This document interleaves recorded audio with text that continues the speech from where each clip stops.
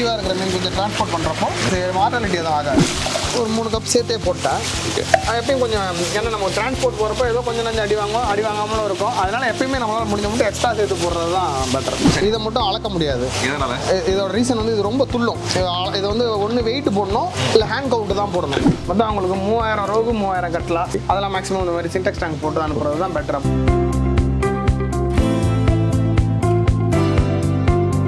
இந்த மாதிரி நம்ம ஆக்சிஜன் அனுப்பும்போது எத்தனை மணி நேரம் ஆயிடுச்சு? அது எண்ணிக்கையை பொறுத்து இருக்குது. 100ன்னு பார்த்தீங்கன்னா எனக்கு ஒரு 7 மணி நேரம் கூட தாங்க, பிரச்சனை கிடையாது. சார் நம்ம பால்லாம் பார்த்தீங்கன்னா ஒரு நாளைக்கு 1 கோடி குஞ்சு கூட நாங்கள் கொடுக்குறோங்க.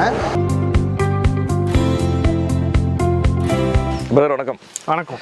புகழ் மீன் குஞ்சு பண்ணையில் வந்து பார்த்தீங்கன்னா தொடர்ச்சியாக நம்ம சேனலில் நிறைய வீடியோக்களை பதிவு பண்ணிட்டு இருக்கோம்.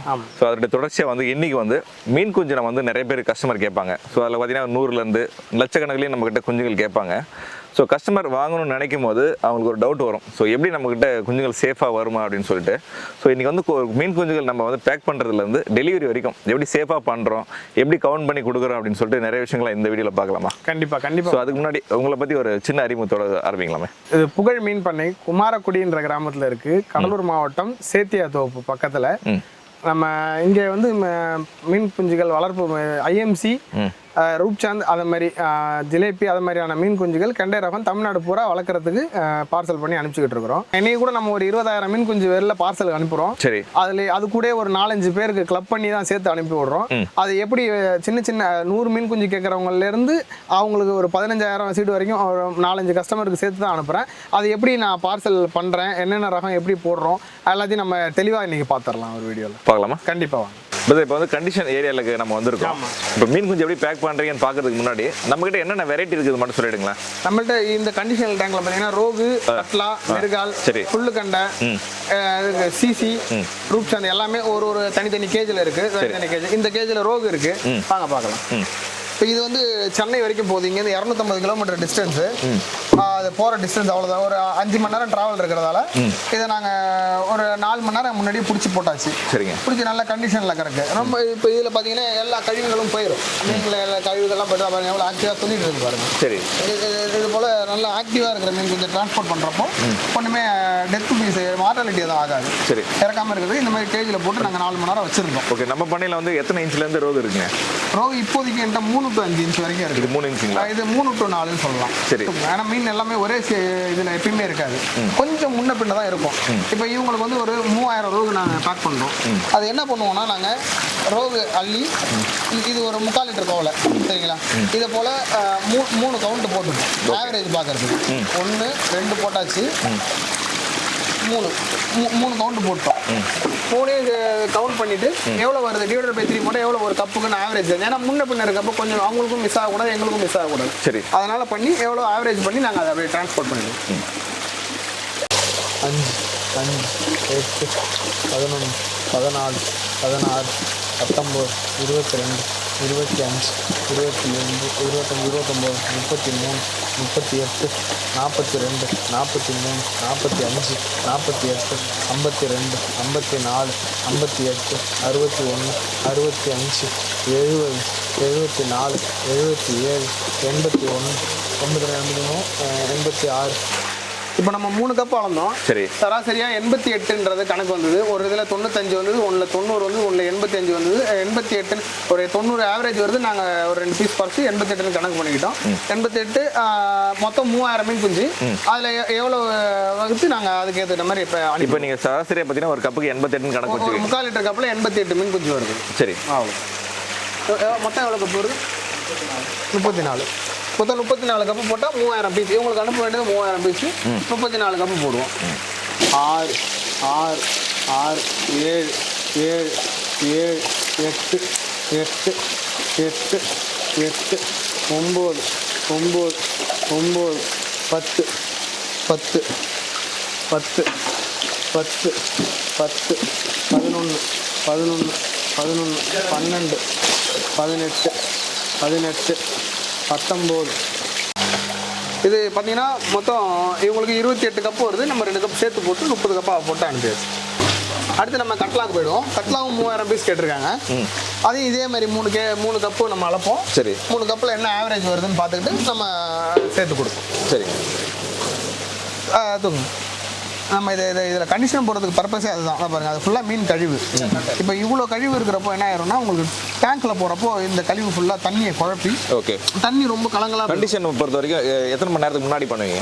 நாங்கள் மினிமம் ஒரு 4 மணி நேரம் போட்டுறோங்க. 4 மணி நேரம் போட்டால் நல்லா இருக்குது, ஒன்றும் பிரச்சனை இல்லை. போகிற லாங்கை பொறுத்து இருக்குது. இப்போ இன்றைக்கி நம்ம சென்னைக்கு போகிறோம், இங்கேருந்து 250 கிலோமீட்டர் தாங்கிறப்போ இவ்வளோ நேரம் போட்டால் போதும். இப்போ நாளைக்கு திருநெல்வேலி போகுது. சரி. திருநெல்வேலி பார்த்தீங்கன்னா இங்கேருந்து எனக்கு ஒரு 450 கிலோமீட்டர் கிட்ட வரும். அப்போ என்ன பண்ணுவோம், நீங்கள் நைட்டே பிடிச்சி போட்டு நாளைக்கு காலையில் டேங்க்கில் இருக்கும். ஓகே. 73.3 3000 மீன் குஞ்சுனா 42 கப்பு உங்களுக்கு போடணும். ஓகே. 42 கப் போட்டால் எத்தனை மீன் வருதுங்க? 3000 மீன் குஞ்சு. சரி.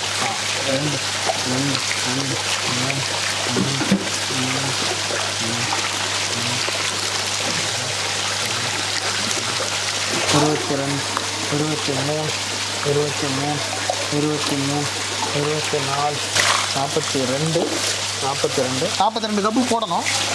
43 44 ஒரு 3 கப் சேர்த்தே போட்டேன். ஓகே. எப்பயும் கொஞ்சம் ஏன்னா நம்ம டிரான்ஸ்போர்ட் போகிறப்போ ஏதோ கொஞ்சம் நஞ்சு அடி வாங்காமலும் இருக்கும். அதனால் எப்பயுமே நம்மளால் முடிஞ்ச மட்டும் எக்ஸ்ட்ரா சேர்த்து போடுறது தான் பெட்டர். போட்டுக்கலாம். நம்ம அடுத்து பார்க்க போகிறது ரூப் சாந்து எப்படி பேக் பண்ணுறோன்றதை பார்த்துட்டு. சரிங்க. இப்போ பாக்கி எல்லா ரகமும் பார்த்தீங்கன்னா நம்மளால அளந்துடுறோம். இதை மட்டும் அளக்க முடியாது. இதோட ரீசன் வந்து இது ரொம்ப துள்ளும். இது வந்து ஒன்று வெயிட் போடணும், இல்லை ஹேண்ட் கவுண்ட் தான் போடணும். ஏன்னா இப்போ இதை நம்ம அள்ளி இப்படி அளக்கிறப்போ என்ன ஆகிடும்னா, இங்கே பாருங்க இவ்வளோ துள்ளிட்டு இருக்கு பாருங்க. இப்போ அளக்கும்போது துள்ளி விழுந்துரும். அதனால நம்ம இதை மட்டும் என்ன பண்ணிடுறோம்னா, ஹேண்ட் கவுண்ட் ஆர் வெயிட் போடலாம். பட் சீடு கஸ்டமருக்கு ஒரு 3000 சீடு தான் அனுப்புகிற ரூப் சாந்துங்கிறப்போ நம்ம கம்மியாக இருக்கிறதால கையால் அளந்துக்கிறது பெட்டர். இது வந்து பார்த்தீங்கன்னா 1.5 to 2.5 இன்ச் வரைக்கும் இருக்கும். சரி. 1.5 to 2 அப்படி இருக்கும். சரி. அதிகப்படியாக கேட்கும்போது எப்படி அளந்து எப்படி? அதான் நம்ம வந்து வெயிட் போட்டுரும். ஒரு 100 to 200 கிராம் ஒரு வெயிட் போட்டு, இல்லை 1 கிலோ வெயிட் போட்டோம்னா 1 கிலோவில் எவ்வளோ இருக்கோ கால்குலேட் பண்ணிட்டு, அப்போ அவங்க 20,000 கேட்குறாங்க, 50,000 கேட்குறாங்கன்னா 1 கிலோவில் 1000 பீஸ் இருக்குன்னா 20 கிலோ எடை போட்டு அனுப்பிச்சி விட்ருவோம். தண்ணி இல்லாமல் வெயிட் போட்டுருவோம். இப்போ இதை நம்ம தனித்தனியாக தான் எண்ண முடியும். 3 5 7 11 15 9 91 93 96 98 100 இது போல் 5 கவுண்ட் போட்டாச்சு. அப்போ இதோட ஒரு பையில் வந்து நாங்கள் 500 போட்டு விட்டுருக்கோம். அந்த மாதிரி ஒரு 100 5 கவுண்ட் போட்டுருவோம். ஒரு பைக்கு 500ன்னு போட்டு பேக் பண்ணிவிடுவோம். அங்கே நீங்கள் பார்த்த மாதிரி பேக் பண்ணி அதை டிரான்ஸ்போர்ட்டில் இது வந்து பார்த்தீங்கன்னா நமக்கு ஒரு 7 மணி நேரம் தாங்கும். ஒன்றும் பிரச்சனை கிடையாது. ஏன்னா இதை நாங்கள் நேற்றுலேருந்து பிடிச்ச கண்டிஷன் போட்டதால் 7 மணி நேரம் தாங்கும். மொத்தம் அவங்களுக்கு 3000 ரோகு 3000 கட்லா. சைஸ் பார்த்தீங்கன்னா 3 to 5 இன்ச் பெரிய சைஸாக இருக்கிறதால பேக்கிங்கில் தாங்காது. பேக்கிங்கில் ரூப் சாந்து இந்த மாதிரி சின்ன ரகம்லாம் போட்டுருவோம். சரி. அதெல்லாம் மேக்ஸிமம் இந்த மாதிரி சின்டெக்ஸ் டேங்க் போட்டு அனுப்புறது தான் பெட்டர். அப்போ தான் இறக்காது. மினிமம் எத்தனை கவுண்ட் அதிகமாக இருந்துச்சுன்னா டேங்க் அனுப்புவீங்க? அதான் டேங்க் மினிமம் ஒரு 3000 இருந்தாலே டேங்க் போகிறது தான் பெட்டருங்க. ஏன்னா பையில் பார்த்தீங்கன்னா இந்த சைஸ் மீன் கொஞ்சம் பார்த்தீங்கன்னா நம்ம சொல்கிற 3 to 5 இன்ச் 100 தான் போட முடியும். 100 போட்டாலுமே அதுக்கு கொஞ்சம் கழுவி போகுது. இந்த பை பார்த்தீங்கன்னா இது வந்து நான் ஒரு கஸ்டமருக்கு அனுப்புகிறேன். இது வந்து அந்த பெரிய சைஸ் தான். இது பார்த்தீங்கன்னா எவ்வளோ கலர் சேஞ்ச் ஆகிடுச்சு பாருங்கள். சரி. 100 பீஸ் தான் இருக்குது. 100 பீஸே தாங்காது. பெரிய சைஸ் எடுக்கிறப்ப எப்பயுமே நம்ம டேங்க்கில் ஏற்றிக்கிறது தான் பெட்டர். தான் கரெக்டாக போகும். இப்போ அந்த 3 டேங்க்லேயும் 20,000 பீஸ் போட்டாச்சு. இப்போ கீழே இருக்க பேக்கிங்லாம் பாருங்கள். இதெல்லாம் அதுக்கு பேக்கிங்லாம் கொஞ்சம் சில்லறையில் கேட்டாங்க இல்லையா, அந்த மாதிரி கஸ்டமர்களுக்கு 100லேருந்து அந்த மாதிரி 100லேருந்து 500 வரைக்கும் கேட்டிருக்க கஸ்டமர் இருக்காங்க கிளப்பாக. இப்போ நான் சென்னை போகிறப்போ விழுப்புரம் டு சென்னை போகிற வழியில் இருக்கிற அந்த ஊருங்களில் நாங்கள் மெயின் ரோட்டில் கொடுத்துட்டு போயிடுவோம். ஊருக்குள்ளே எங்களால் போய் டெலிவரி கொடுக்க முடியறதில்ல. அந்த மெயின் ரோடு நாங்கள் போகிற வழியில் வந்து எடுத்துக்கிறாங்கன்னு சொன்னாங்கன்னா அந்த மாதிரி கொடுத்துட்றோம். மினிமம்னா 100 கொடுத்துட்றோங்க. 100க்கு கீழே இருந்துச்சுன்னா கொஞ்சம் அதுக்கு பேக் பண்ணுறது அதுன்னு ரொம்ப சிரமமாக இருக்குது. ஏன்னா சில டைம் வரமாட்டாங்க சொல்லிட்டு. அதனால் நாங்கள் 100க்கு இது இருந்தால் அது மாதிரி பண்ணுறோம். அது மாதிரி பண்ணி கொடுத்து விட்டுறோம். இப்போ பெரிய டேங்க் ஆகும்போது நீங்கள் சிலிண்டர் அனுப்பிச்சிடுறீங்க. ஆமாம். இந்த மாதிரி பேக் பண்ணும்போது எப்படி அனுப்புறீங்க? எத்தனை மணி நேரம் எடுத்தாங்க? இதோ அதை பாருங்க. பார்த்தீங்கன்னா ஒரு கஸ்டமர் சின்ன கஸ்டமர் ஒரு 100 கேட்டிருக்காப்புல. அவர் கிணத்துல விடணும்னு கேட்டிருக்காப்புல. இப்போ அவருக்கு என்ன பண்ணிடுறோம், இந்த மாதிரி ஆக்சிஜன் இது வந்து உள்ளே இருக்க காற்றை வெளில இப்படி எடுத்துட்டு இப்போ இந்த எம்டி பேக்காக இருக்கா காற்று விடுவாங்க. நம்ம அங்கே காற்று விடுவாங்க. ஓகே. இந்த மாதிரி நம்ம ஆக்சிஜன் அனுப்பும்போது எத்தனை மணி நேரம் எடுத்தாங்க? அது எண்ணிக்கையை பொறுத்து இருக்குது. 100ன்னு பார்த்தீங்கன்னா எனக்கு ஒரு 7 மணி நேரம் கொடுத்தாங்க. பிரச்சனை கிடையாது. அதுக்கேற்ற மாதிரி நம்ம 7 மணி நேரம் மினிமம் பேக்கிங்கில் 7 மணி நேரம் தாங்குற அளவுக்கு டென்சிட்டி தான் போட்டு நாங்கள் பேக் பண்ணுறோம். எப்பயுமே சரி.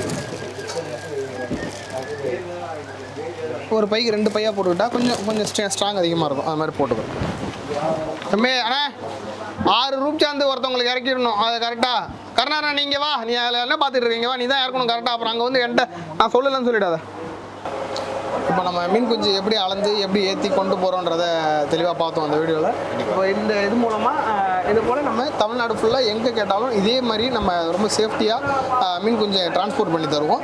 மீன் குஞ்சு ரொம்ப சின்ன சைஸ். இப்போ வந்து பார்த்திங்கன்னா டிசம்பர் மந்த் நம்ம ஜனவரியில் எடுக்கிறோம். ஜனவரியில் பார்த்திங்கன்னா நல்ல பெரிய சைஸ் அந்த மாதிரி தான் இருக்கும். இதுக்கப்புறம் ஒரு ஏப்ரல் மாதம் டைமில் பார்த்திங்கன்னா 1/2 இன்ச்சு 1/4 இன்ச்சிலேருந்து ஃப்ரை சைஸ்ன்னு சொல்லுவோம், பண்ணைங்களுக்கு கொண்டு அந்த மாதிரி சின்ன சைஸ்லேருந்து நாங்கள் சப்ளை பண்ணுவோம். ஒரு டேமேஜ் இல்லாமல் நம்ம தெளிவாக பக்காவாக பண்ணி கொடுத்து ஃபுல்லாக டேரெக்டாக டெலிவரி தாராளமாக கொடுத்துடலாம். அதுக்கு ஏற்றுட்டு குவான்டிட்டி இருந்தால் ஓகே. அப்படி இல்லை கம்மியாக தான் வேணும் எனக்கு டிரான்ஸ்போர்ட் சார். நாங்கள் 1000-2000 கொடுக்குறோம் சார். என்னன்னா நமக்கு அதுக்கு எதிர்த்து குவான்டிட்டி இருக்கணும், அவ்வளோதான். நம்ம டிரான்ஸ்போர்ட் நீங்கள் எடுத்துக்கிட்டால் பிரச்சனை இல்லை, சின்னதை கூட நாங்கள் எங்கே வேணால் அனுப்பி விட்டுறலாம். ரொம்ப குறைவாக கேட்குறப்போ எங்களால் கரெக்டாக அவ்வளோ தூரம் டிரான்ஸ்போர்ட் பண்ண முடியும். டிரான்ஸ்போர்ட் காசு நிறைய இருக்கிறதால அதனால தான் இந்த மாதிரி கிளப் பண்ணி இப்போ எங்கள் சென்னையில் அனுப்புகிறோம் பார்த்தீங்களா, இவங்களுக்கு பார்த்தீங்கன்னா குறைஞ்சபட்சம் அவங்க எனக்கு 2 வாரம் தாண்டி வெயிட் பண்ணியிருக்காங்க. 2 வாரம் அந்த மாதிரி டைம் ஆகி தான் இப்போ இது இல்லாமல் ஒரு 10 பேர் சொல்லியிருந்தாங்க. நான் திரும்ப எல்லாரும் கால் அடிச்சப்போ அவங்க கொஞ்சம் டிலே ஆகும் அப்படின்னு சொன்னதால அனுப்பலை. அந்த மாதிரி நாங்கள் கேட்குறப்போ அனுப்பிச்சி விட்றோம். கொஞ்சம் டிலே ஆகும் கம்மியாக கேட்குறவங்களுக்கு. அதை நினச்சி சில பேர் எதுவும் வருத்தப்படுத்துவாங்க. அந்த மாதிரி ஆகுது. நம்ம பண்ணையை பொறுத்த வரைக்கும் அதிகபட்சம் எத்தனை குஞ்சு வரைக்கும் நம்ம கெப்பாசிட்டி சார்? நம்ம ஸ்பான்லாம் பார்த்தீங்கன்னா ஒரு நாளைக்கு 1 கோடி குஞ்சு கூட நாங்கள் கொடுக்குறோங்க. அது வளர இந்த மாதிரி ஃபிங்கர்லிங்ஸ் அளவுக்கு போயிடுச்சுன்னா நம்ம குறைஞ்சபட்சம் 3 லட்சம் 4 லட்சம்லாம் ஈஸியாக அனுப்பிச்சிடுவோம். ஒரே நாளில் அனுப்பிச்சிடுவோம். ஏதாவது ரொம்ப அதிகம் 10 லட்சம் அந்த மாதிரினா தான் கொஞ்சம் எங்களுக்கு டைம் எடுக்கும். அப்படின்னா நம்ம எல்லாம் சேர்த்து வச்சு அனுப்புறதுக்கு கொஞ்சம் டைம் எடுக்கும். அது ரொம்ப இருக்காது. ஒரு 2 நாள் டைம் தான் போதும், முடிஞ்சு வச்சு. இந்த மாதிரி சேஃபாக இருக்கும்போது மீன் குஞ்சு போகிறதுக்குள்ள எந்த அளவுக்கு இழப்பு இருக்குமா, எந்த அளவுக்கு சேஃப்டியாக போகும்? மீன் குஞ்சை பொறுத்த வரைக்கும் இழப்பு இல்லாமல் இருக்க வாய்ப்பே இல்லைங்க. ஏதோ கொஞ்சம் இப்போ நம்ம ஒரு இதில் ஒரு 5000 கேட்குறாங்கன்னா நம்மளால முடிஞ்ச ஒரு 500, 200, 300 ஏதோ எக்ஸ்ட்ரா போடுவோம். அதிகபட்சம் டேமேஜ் ஆனாலே அந்த எக்ஸ்ட்ரா போடுறது தான் டேமேஜ் ஆகும். அதை தாண்டி டேமேஜ் ஆக சான்ஸே கிடையாது.